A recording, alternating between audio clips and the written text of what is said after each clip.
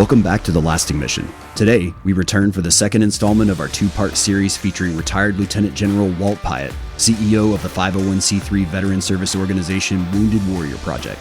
If you haven't listened to part one, we encourage you to begin with that impactful introduction. Now, here's Mission Roll Call CEO Jim Whaley. I commanded organizations, pretty big ones in combat zone, but when I came home, I was always reminded that I was Walt and I was Dad. And, take out the garbage. You may have commanded big organizations and you may have snapped your fingers and people may have done something, but here you're a member. Your job. Yeah, here you're a member of a unit and a small family that needs each other. And my wife gave me the best advice that I ever had in my time in service was, she said, Walt, don't deploy until you deploy. And I realized in my back-to-back deployments after 9/11, throughout the first 10 years of the war, I always knew when I was going again. Every day I got back, I knew the date I was going. And I remember I was always thinking about what I did wrong on the previous deployment, what I was going to have to do on the next deployment. I was never really home In the moment. with the people that loved me the most. And thank God I had that support. And thank God I listened. And it wasn't always easy. I can't ever say that, but I would say without the love and support of my family, I would never have gone and been as successful or stayed in the military as long as I did. I wouldn't have done it. So we know the core to that family, or that wellness of being is that family. We've got to strengthen family. So all are welcome in our organization. Family support members, they served too.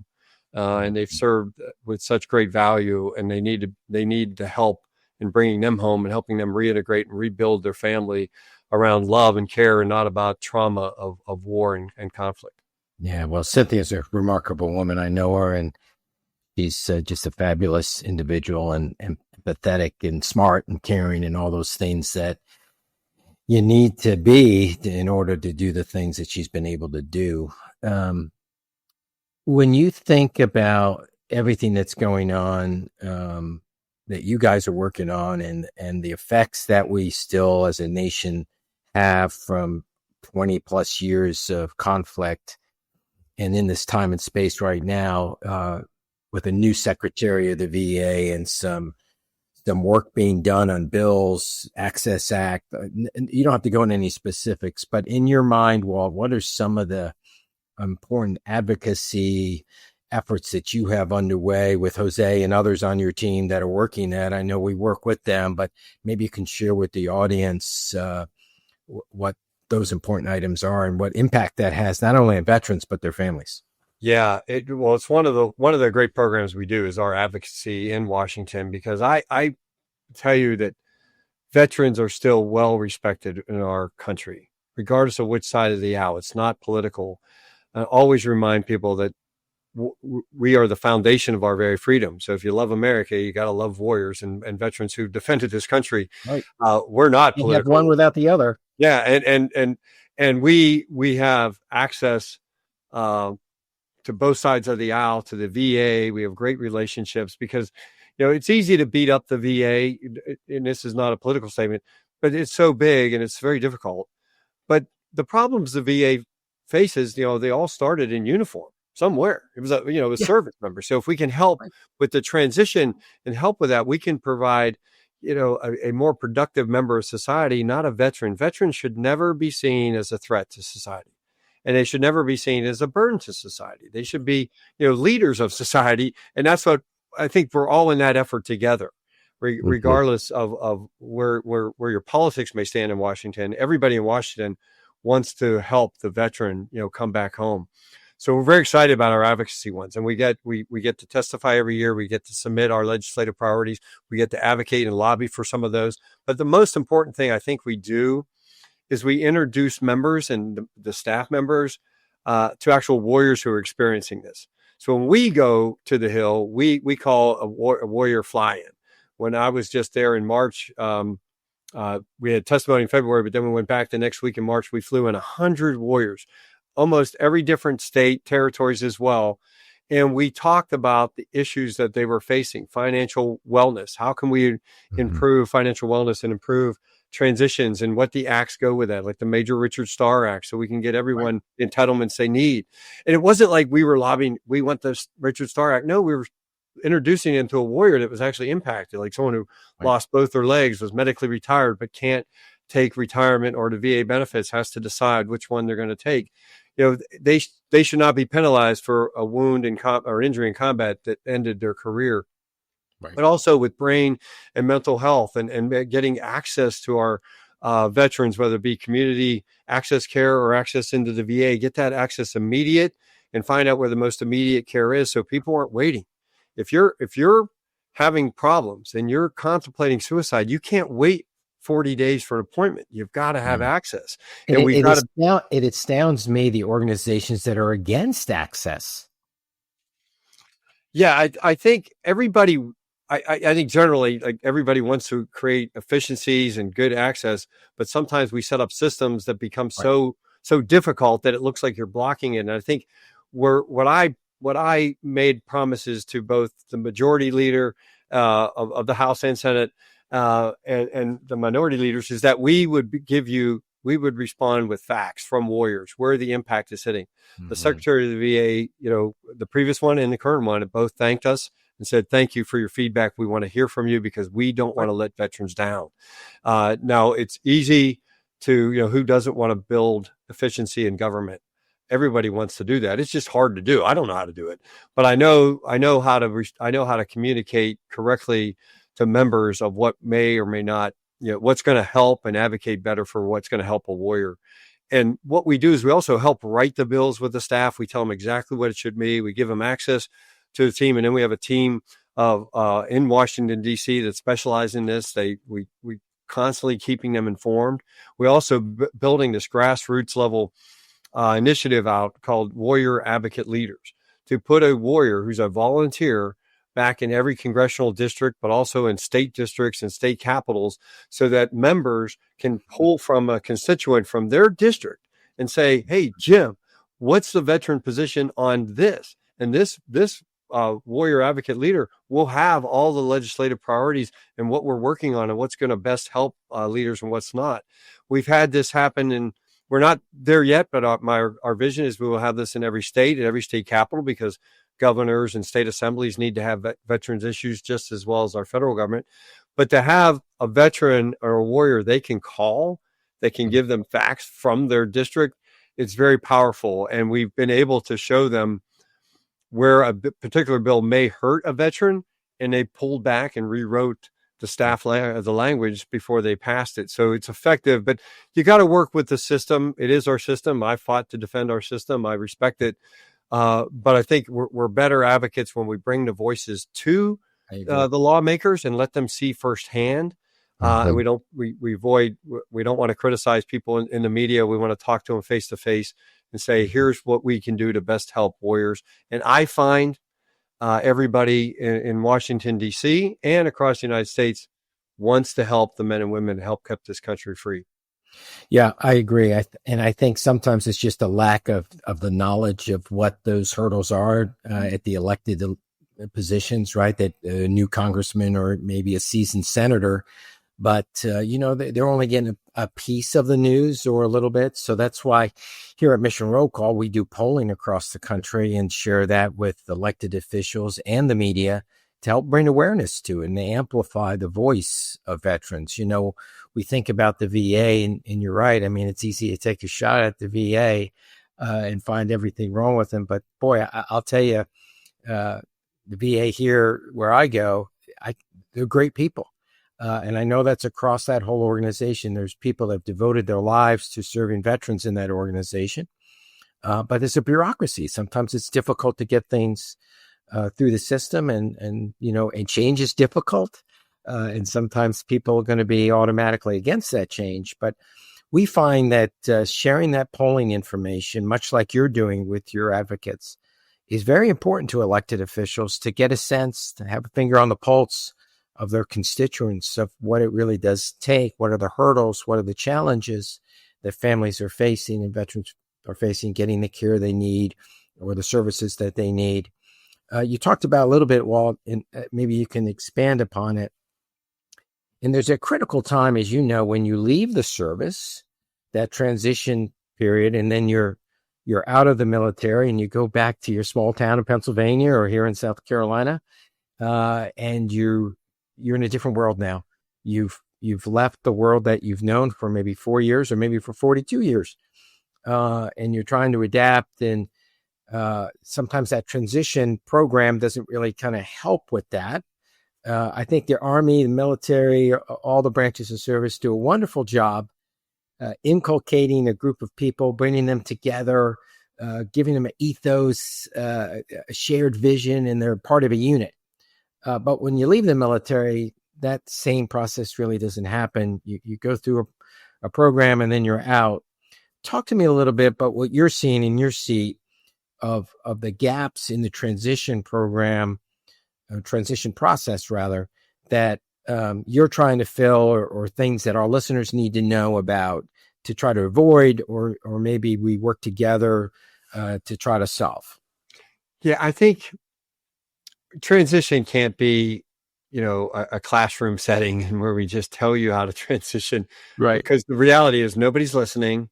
They just want to get out of there, and, give them the numbers. They'll call later. But the young person is transitioning from the military. Most of it's for good reasons. They just have big dreams. Like, right. I wanted to go to college, I wanted to, and I transitioned out. It was not easy back then, but because I didn't listen to anything they told me to do.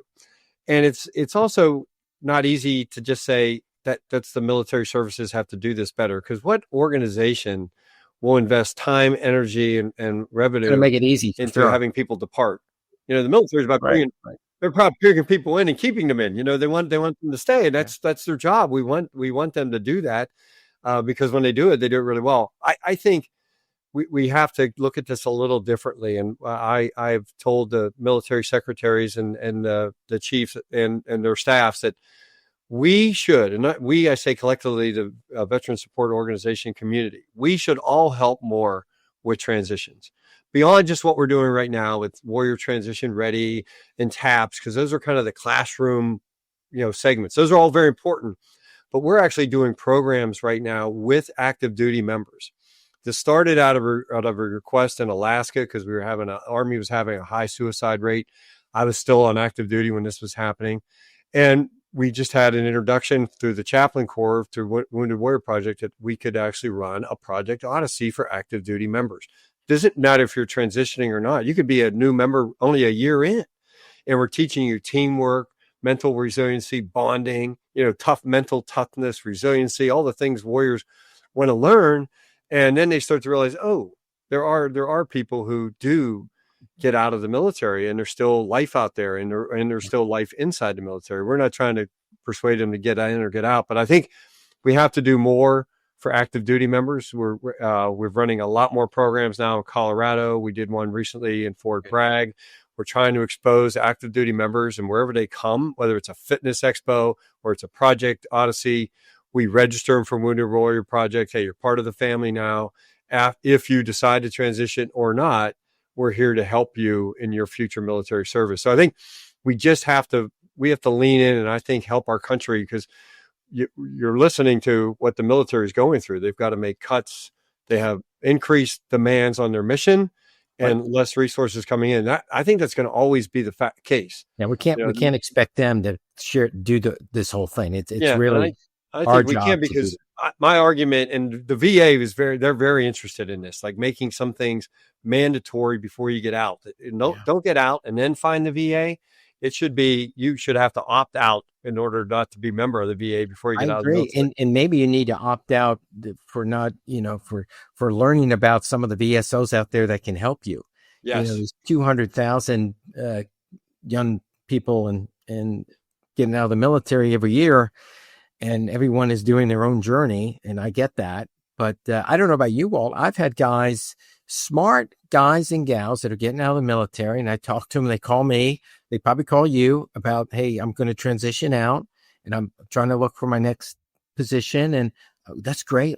Happy to help. When are you getting out? Oh, next month. Yeah, I think, and it does happen. And too often their own personal identity is the uniform. And that's one of the challenges. And I've cautioned people in the military, if your career is any higher than number 4 in your priorities in life, you're probably off a little bit. And I don't know what your top 3 would be, but it could be your family, your health, your religion, your education.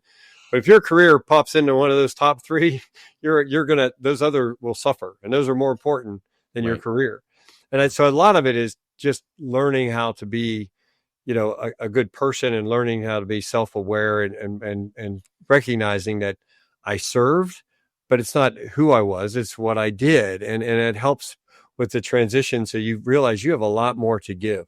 Yeah. Your purpose was not the rank on your uniform. Your purpose is what's inside your heart and your mind. Yeah. And you can give back so much because you've done so much. You don't even know how much you've done and how much that is needed to help others along their journey. With me, I always longed to just get back. I loved the fall in Lock Haven, the beautiful Susquehanna. Oh, beautiful. Susquehanna is gorgeous. It was like a painting. And I remember my last fall, my senior year, I remember writing about it saying, I'll never see this beauty again. This may be my very last time. And throughout my career, I always thought back to, the quiet woods of Pennsylvania where I grew up. I think we all have that memory, wherever that hometown was. Yeah. And when I did finally, 42 years later, finally retire, I had to move to upstate New York where my daughter was. Very different set of circumstance. But I remember thinking on my drive there that, these trees and everything grew without me. Perhaps they didn't need me, but perhaps in some small way because of me, this place stayed where it was. And I found great satisfaction in that. Mm-hmm. It's not, you didn't save the world. You didn't necessarily, but you made things better by making your own life better, your own family better. And then we had a horrible winter storm up there, and I was shoveling 4 feet of snow for 6 days in a row. So very humbling. I realized I was back to the lowest ranking person in the family again. And I remember driving to the gasoline store in the morning, the convenience store in the morning, get a cup of coffee, with a scruffy beard and a hat and, ready shoveling snow. I had to put a roof on my daughter's house that was leaking. I was protecting the apartments that had young lieutenants renting in, and I'm up there fixing the leaks. And I kept thinking, it's just good to just be, no one and just be here, be someone of just that can do things with just disconnect from. So it is a tough journey, but I think it doesn't have, my point is it doesn't have to be that hard. It just, connection is key. Yeah. Connection with people you understand, people you love, finding that purpose. For me, it was fixing a roof because it was going to leak and we were going to, the tenant was getting wet. It was necessary. It was now. I didn't choose it, but everybody has that purpose.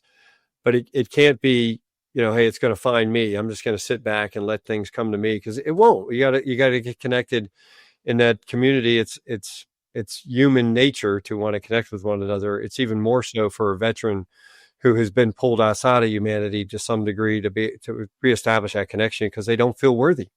And when you do connect it, puts them on that path that so many of them need. And that really is the transition, that you are special, you're important, you have a lot of value to add, and there is hope and a renewed purpose. You just got to find what it is. And we got to give you the options and the patience and the time to figure out what that purpose is. Like I give you an example, many warriors I've met. One, he had dreams of playing in the NFL, but after 9/11, he joined, like many people did, to serve his country. And then he wakes up at Walter Reed and he's got to make a decision to take his leg off or not. Now, that's not a position, a 22-year-old male thinks he's going to be in, that has aspirations. And so he found different jobs and programs, but this organization helped him start his own business. He's very successful now, but he found his purpose. And to me, they find their higher purpose, but he didn't set out to lose a leg in war and then be a small business owner. He wanted other dreams, but when they said too often they have to accept the life they thought they were going to have in order to embrace the one now they didn't think was possible.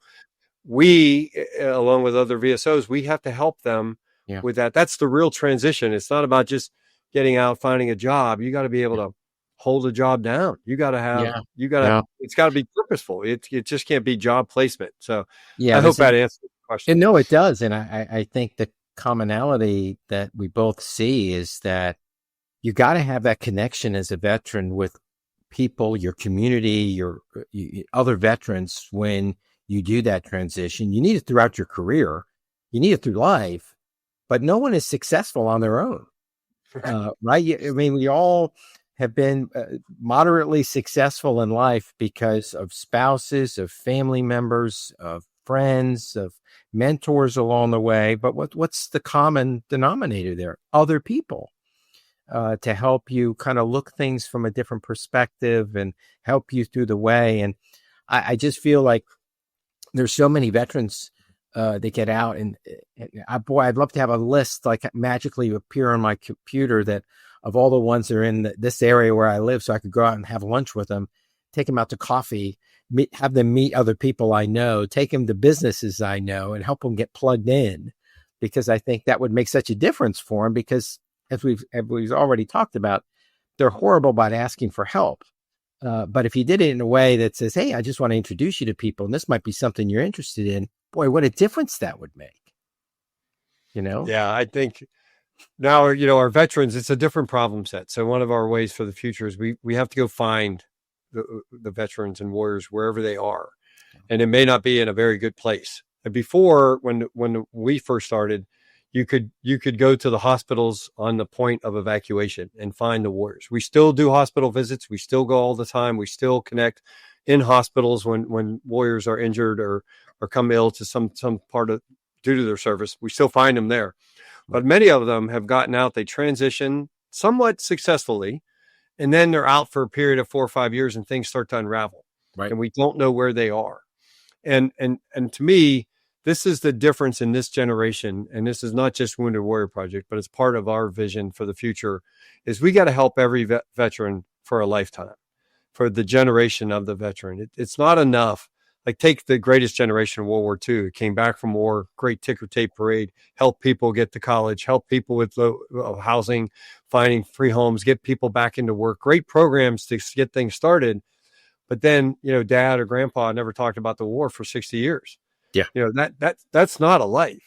No. Just because you served and did honorable work for 2 or 4 or 5 years, whatever, doesn't mean you can't live the rest of your life to the most productive and fulfilling that should be, and how much love you have to give. I mean, right. The hardest part too often, the hardest part of surviving combat is living and living with the guilt that you made it back and your friends didn't. Sometimes we see that's what happens to people when they start to spiral out of control. Yep. Is they start to look back and say, I could have done something else.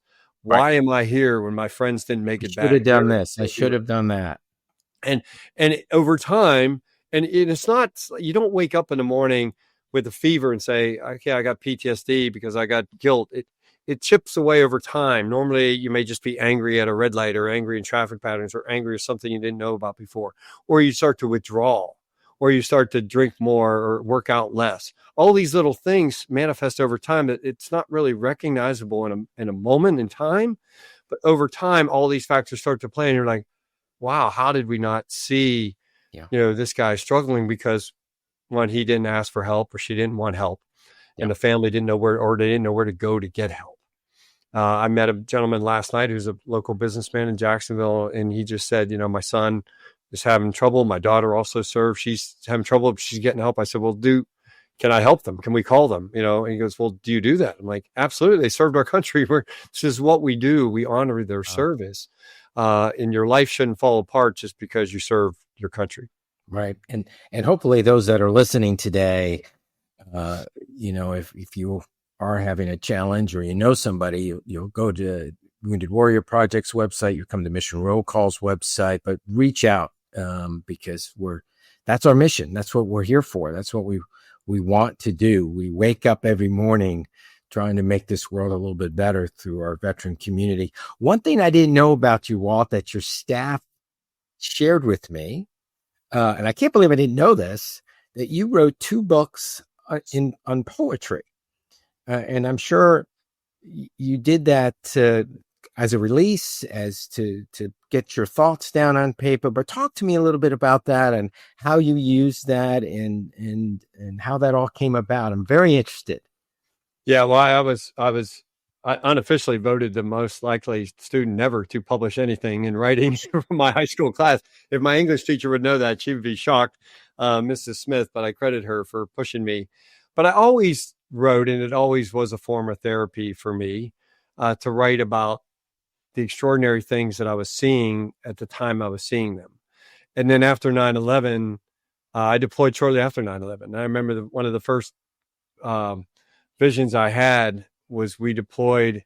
Literally, I had to leave. I had to be out in my driveway at 2 a.m. We were a small detachment heading over to a place we weren't allowed to say, but now we know is Uzbekistan and Karshi-Khanabad, our first air base to get into Afghanistan. But I remember leaving and I kissed the kids goodnight, kissed my wife goodnight. I snuck out of the house and I turned around and the van was pulling away. I saw my wife like outside, like standing there. And I remember thinking, am I ever going to see her again?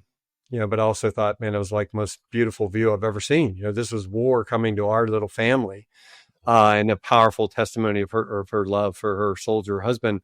But that happened everywhere to people all over. And I wanted to write about that. And I kept writing about what I was seeing and hearing in Afghanistan about first casualties. One of the first casualty reports I received was a friend of mine that I saw his name on a paper, and it just hit me like, wow, this is real. Wow. And little things, a soldier we had was blown up just trying to demine the area around Bagram that we were trying to build a base. I mean, and I remember the Afghans being so compassionate toward us. And one of the Afghan generals telling me, like, he came here to help free us. He shouldn't have lost his leg. And to see that compassion, and I just wanted to write about that because I knew people would write about the history and the military actions of war. I wanted to write about what I was seeing and feeling at that time because it was powerful for me. And I remember the moments, but I don't remember the verses. People say, oh, well, you recite one. I was like, I don't know. I got rid of it. That's why I got rid of it. I wrote it down. And so it is very therapeutic for me to like, hey, if I saw something bad or I saw something, like a poor child with no food, it just tears your gut out as an American, because we grew up, even if you're poor in America, you still had it better than most of the children we were seeing. And right. It was not to compare, but it just would rip your heart out. And, sure. And as an American, we look at young children and animals and we're just so empathetic to the cause. So he just wrote about that. And I tried to capture what I was seeing and hearing in real time. I wrote on my first deployment, and it was actually, the title was She Came to the Door to Wave Goodbye. And the second one, I went back in 04, and wrote another one called Paktika. It was the year we were in Paktika province. And that one, I put more time and effort to tell short stories at each start of the chapter and included verse about, the Afghan people, military families, what it was doing for us. In that deployment, we were ready to take casualties. We went over there knowing for many of our warriors, it was the first time they'd been deployed. We knew it would be hard. We knew there'd be combat. We knew there'd be fatalities. But our first fatality was actually a military dependent child back at our barracks in Schofield Barracks, Hawaii. And all the preparation, all the rehearsals we did for family notification and everything, we didn't know what to do. And it was a child I knew because our kids played sports together, and it was a tragic accident inside their home. And I had to tell the father at deployment that he just lost his son, and I didn't even know all the facts. And my wife and a young rear detachment officer, had to hold the family together while, the police had to do the investigation, which made everybody feel very guilty. It was just a set of circumstances, that you never expect. And also one lieutenant who was extraordinary young man, and most of them are, but he was a West Point graduate, athlete. You look at him, you think he's going to be president of the United States someday. He just had that appeal to him. And his first combat action, it was very decisive, but yet the outcome was very tragic. And they had mistakenly shot up a car filled with civilians, and many of them were women, and injured them very severely in the legs. And they did everything right, but the outcome was very wrong.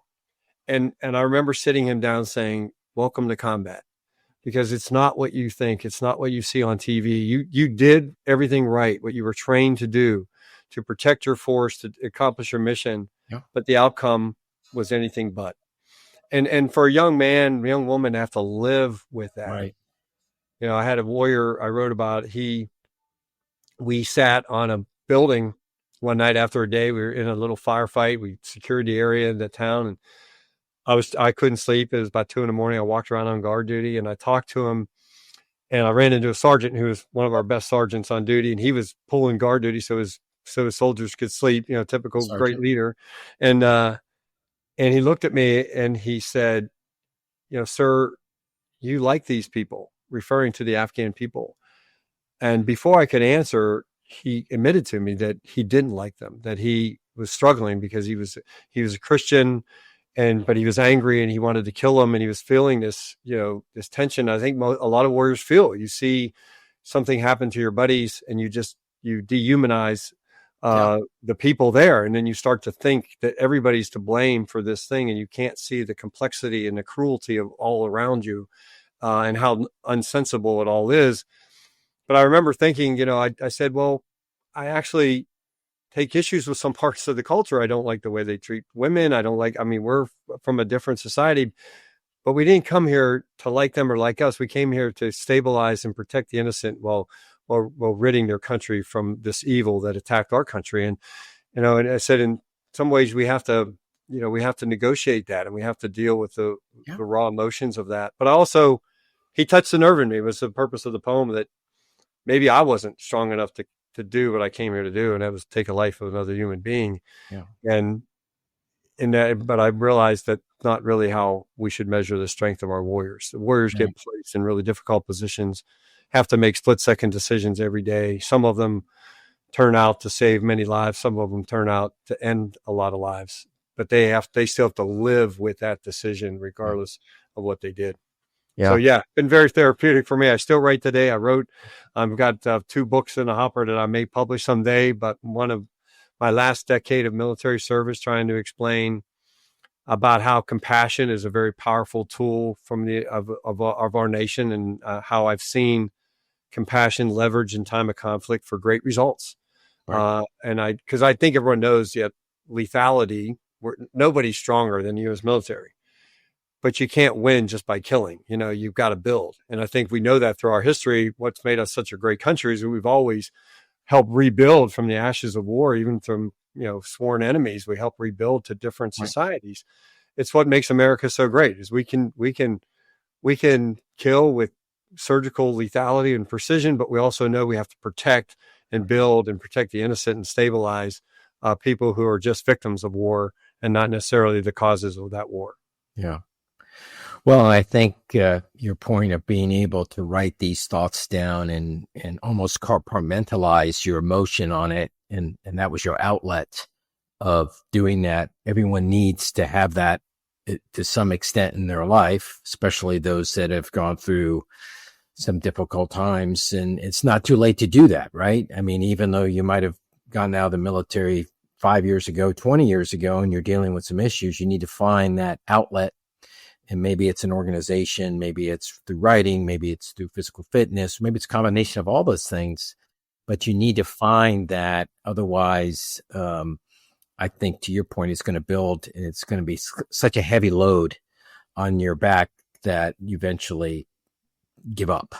And we see that, right? I mean, we know the homelessness numbers and the suicide numbers are still way too high for a great country like ours. And I know both our organizations are working hard to help the VA and help others kind of figure out the best way to do that.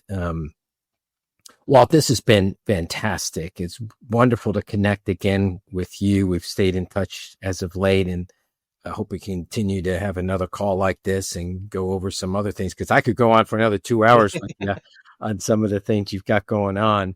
But before we let you go, and I know you're a busy man, tell me a little bit about how people can support Wounded Warrior Project, how they can get involved, what they need to know about it. How can they be helpful to you?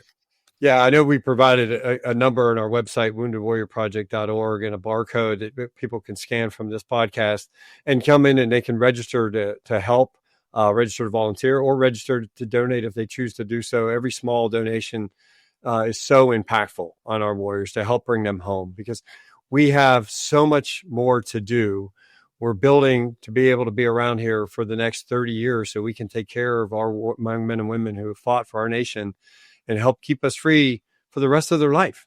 And if you look at how many people have served in uniform since 9/11, it's been close to 4 million, depending on where you get your statistics. But to me, 1 in 3, we know from our data, 1 in 3 are suffering from post-traumatic stress disorder, anxiety, traumatic brain injury, trauma caused by sexual assault, some other substance abuse issues. 1 in 3. So that's well over 1 million people. So we have 1 million lives to save. And with the suicide rate of 15 to 22 veterans each day, that's unacceptable. We have to find a cure, and I believe we can, to PTSD. We got to end veteran suicide. We got to end veteran homelessness. We got to save 1 million lives. And the only way we can do it is by keeping the promise. Keep the promise to the men and women who help keep this nation free that we will be there for them no matter what. Thank you, Walt. And it's so great to hear you say end it. So many times I hear people reduce homelessness and reduce suicide. That's not what we're striving for. We see it's part of our legislation with the Overpressure Act. Looking at this, it's not just war that causes brain injuries to our veterans. It's service. I mean, the weapons that you fire, the conditions you fire them under are causing serious injuries to many warriors by the amount of repetition. We need to know that. We want to train. We want the most lethal force, but we want it to also train it safely so you don't suffer from just training. But we see it all the time. In some instances, we're seeing cancer in some certain military specialties. We're seeing cancer in other certain military specialties. We got to follow the science and help keep our men and women safe during the course of their service and be there for them when they're impacted by that service. Well, thank you, Walt. And thank you to Wounded Warrior Project and all that you're doing for many years, cutting edge research, cutting edge facilities and support to families and veterans across this great country. I would urge everybody on the podcast to go to the website, share it with others, dive into what they're doing, see if there's a way you can get involved or refer somebody to it. We don't want to leave anybody behind. There's 18 million veterans in our country. Only half of them are associated with the VA or any VSO. So we have a addressable market of 50% growth that we need to reach. And we together need to do that. And it's important for us to make sure that we grip hands and come together on this and make sure that veterans are getting the help that they need and that their families are getting the support they need. Walt, thank you so much. God bless you and all the hard work you and Cynthia are doing. And thanks again for joining the podcast. Yeah, thanks, Jim. And thanks for all you do. I greatly appreciate everything that you do in facilitating this to help our veterans and to help all our organizations, all veterans organizations, to help bring every warrior home, mind, body, and soul. Thank you for leading that effort.